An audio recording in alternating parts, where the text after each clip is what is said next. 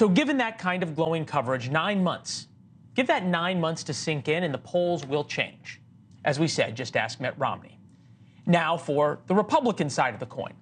They're fighting a war against Taylor Swift and football, two of America's most popular cultural touchstones. Here, for example, Sean Hannity.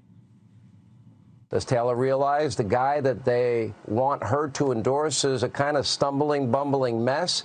Doesn't have the energy to even give a 30-minute speech, let alone perform a 3-hour concert like she does? I'm just saying, maybe she wants to think twice before making a decision about 2024. And he is one of the saner voices ganging up on football and Taylor Swift. The loudest voices on the right say she's under Pentagon control in some kind of psychological operations campaign. Erick Erickson is not one of those people. He's host of the Erick Erickson Show, author of Show Notes on Substack, conservative media's best morning newsletter. It is always good to see you. I am befuddled of this, but of all of the things for Republicans to talk about and to attack, football and Taylor Swift, why?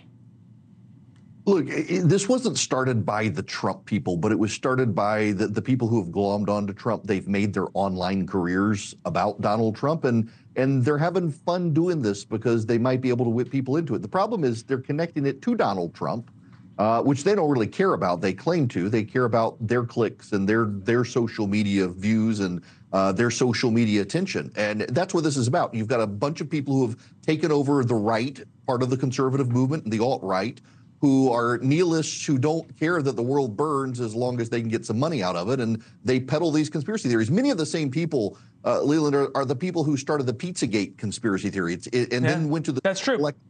Now they're at... No, people got hurt. Somebody, people got shot over that. The pizza place got shot up. You think I'm right to point out the coverage here? Is that fair to sort of say how things are turning all of a sudden now, 9 months out of the election, the way Joe Biden's being covered?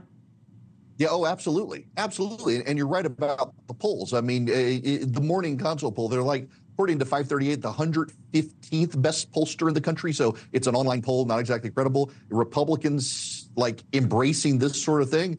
They're going to concoct a new conspiracy theory about the pollster shortly. In fact, there actually is a conspiracy theory on the right about Morning Consult because it's run by Mark Penn, who was Hillary Clinton's pollster. So clearly he wants Trump to be... Conspiracies everywhere you look. But the truth is, fighting Taylor Swift in the NFL is one of the dumbest things people on the right could do. Yeah, look, never underestimate Republicans' ability to screw things up. I think that sort of has played out over the past couple of years pretty clearly. But what I'm wondering about is, look into your crystal ball here. Is there any movement on the right to try and get some discipline here to counter what is clearly a conservative effort? And look, that's what politics is. It ain't beanbags, to get the narrative to change around Joe Biden. Not right now, not that I see. At some point, you do have to have the candidate and his team to engage, but the candidate is tied up in court, so he can engage. It's been one of the fundamental problems of this campaign cycle. The upside for Trump is he's not overexposed, so people who have been a little hostile to him in the past, they don't see him. They see Joe Biden. At the same time, he can't pivot when the grifters tied to him pull the party in this weird direction. There's no messaging. At the same time, it is early. But they're going to, I mean, one of the rules of politics when I ran campaigns is you've got to define yourself before the other side defines you.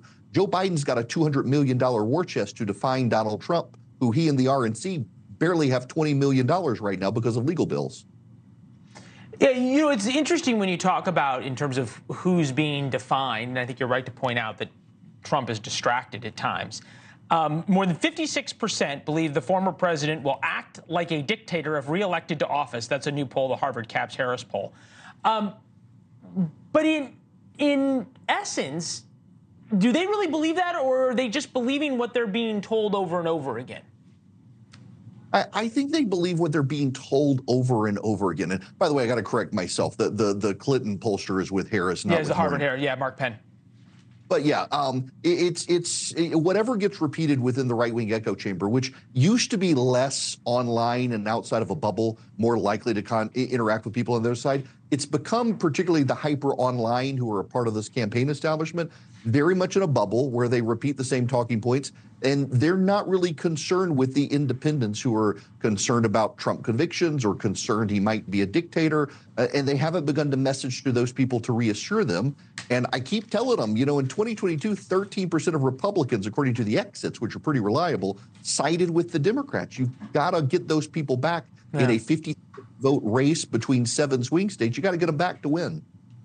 Yeah, and those are people who whose daughters listen to Taylor Swift and who like to watch football on Sunday. Thanks for watching. Go to joinnn.com to find NewsNation on your television provider. And don't forget to click the red subscribe button below to get more of NewsNation's fact-driven, unbiased coverage.